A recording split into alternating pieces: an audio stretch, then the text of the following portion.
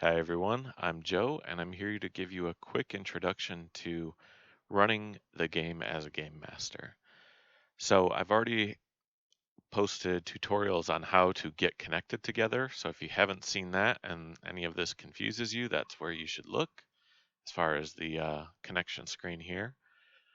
Um, and there's also a tutorial on prep that covers a lot of the drawing tools, so you'll want to watch that if what the tools are doing doesn't make a whole lot of sense.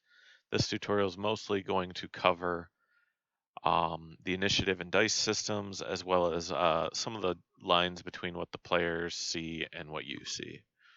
So to get started here, I'm going to go ahead and launch with a player window in the bottom right. Um, and we'll have our player ready and our DM ready. Once that has happened, the DM gets to start the game, and the player will join the game screen when you send over the first map update. So we'll go ahead and update the map. The first noteworthy thing to point out is you have a few additional drawing layers, and these are the same ones that your players have, and these drawing tools will communicate directly to the player. So when you draw a square or any other shape, it will show up for the player immediately. Um, and when the players do the same, you will see that immediately as well. So we'll go ahead and show real quick how all that works.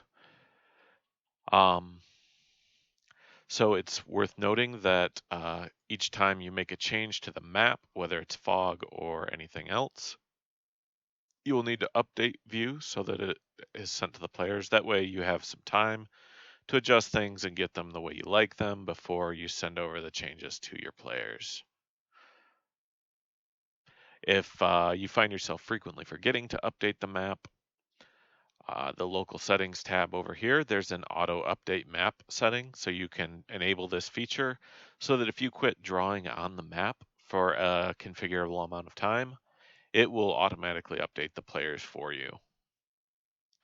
Um, it's also worth noting that things like uh, moving tokens, while it shows for you, the players don't see the tokens being moved until you complete the move, and then it shows up for them at that time.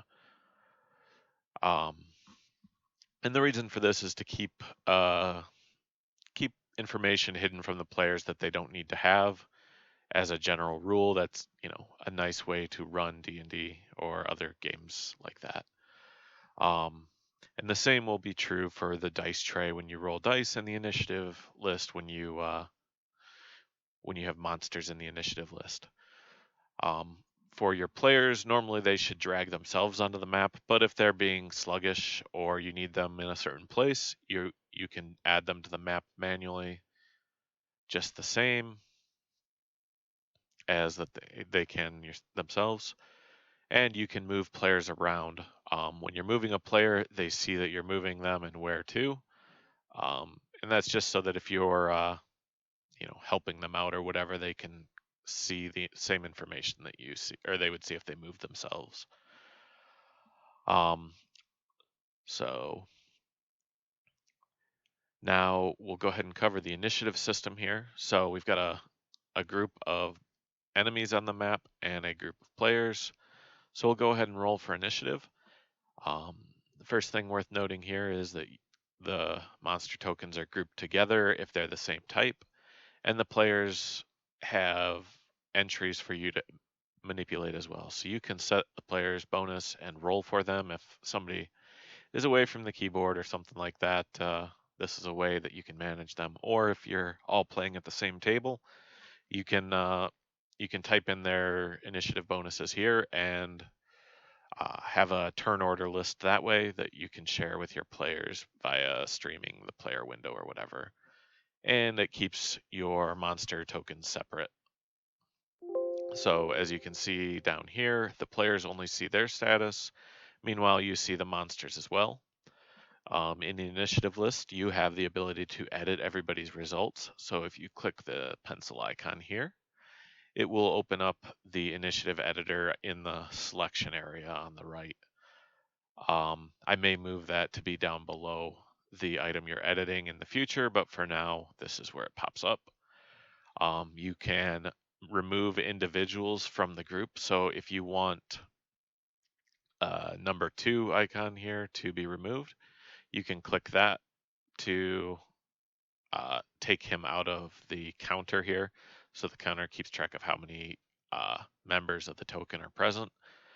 And you could add him back as a member just by dragging and dropping him into the list. And there's also a button here to split somebody off by themselves. So if you have a group and one is a lieutenant or something like that, you can simply split him off into his own initiative rank and give him a separate role so he can act at a different time. There are settings in the campaign to have to disable grouping of tokens like that. So you can also edit manually the total results of the initiative roll. So you can change the roll and the bonus, and it updates the actual value, which you could also simply edit.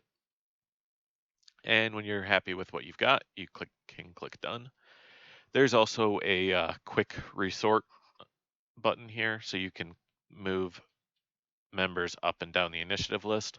This plops them halfway between the one above and below where they're going to land. So here we're halfway between 15 and 25. If we move back to our original position, we go back to our original value as well.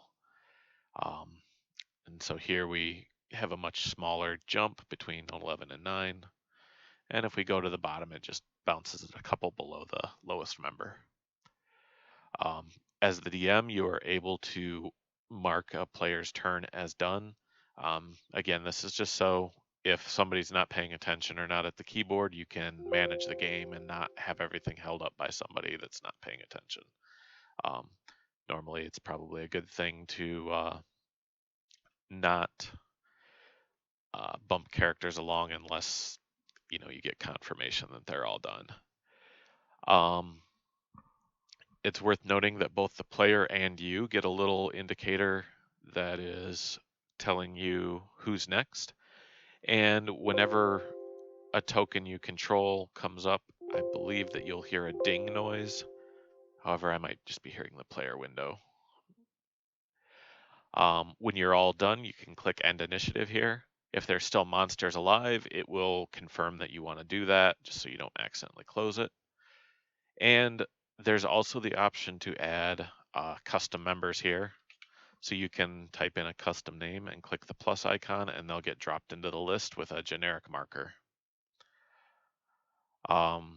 So this is a way to keep track of events that are happening each round and things like that. So moving on, our one last thing to cover here. Mousing over the icon or the result here will tell you roughly what their results were in each case. That aside, let's move on to the dice tray, where things are pretty simple. You simply left click a button to add to the die roll and right click to subtract. You can have negative dice and positive dice. You can also manually type something in, and if you want to have two d20s, one positive and one negative, you'll have to type that in manually. Just because that's an odd case, the system favors grouping things together rather than making a really long text with different options. You can also add in a bonus to your roll and create a batch of rolls by clicking the then button. So you can roll 1d20, then a d10 plus 3, and have a nice little attack roll. As you might have learned in the campaign settings tutorial, there's an option that you can enable for dice that splits them. So when you roll 2d20 with this hashtag symbol at the end, that indicates that these dice are never added together, but rather separate rolls. So that gives you a nice way to do the advantage-disadvantage system, and you don't have to worry that d20s are ever getting doubled up by accident as well.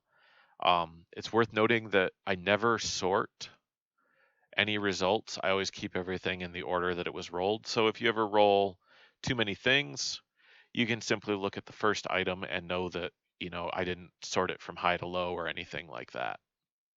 Um, it might be a little bit problematic at times because it's not nicely laid out for you as far as what the highest value and the lowest value are, but it prevents having to re-roll because you don't know which is the correct result if somebody rolled 2 dice when they should have rolled one.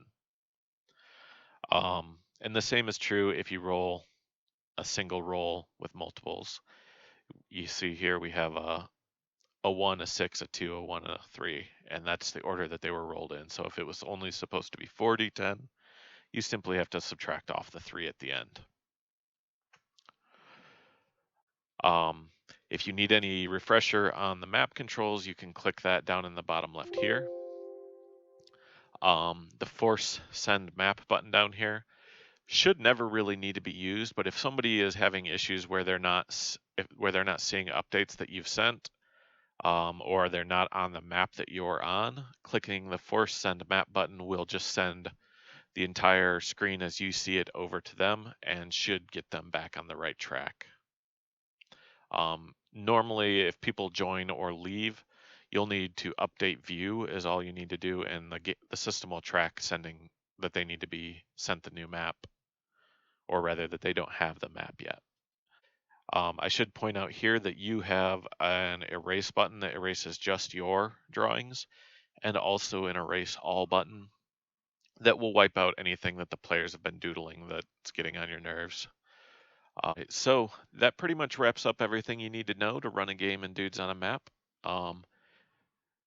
So if you've got any questions or something's unclear, be sure to let me know. I'm always up for fixing things that are hard to figure out, and happy rolling.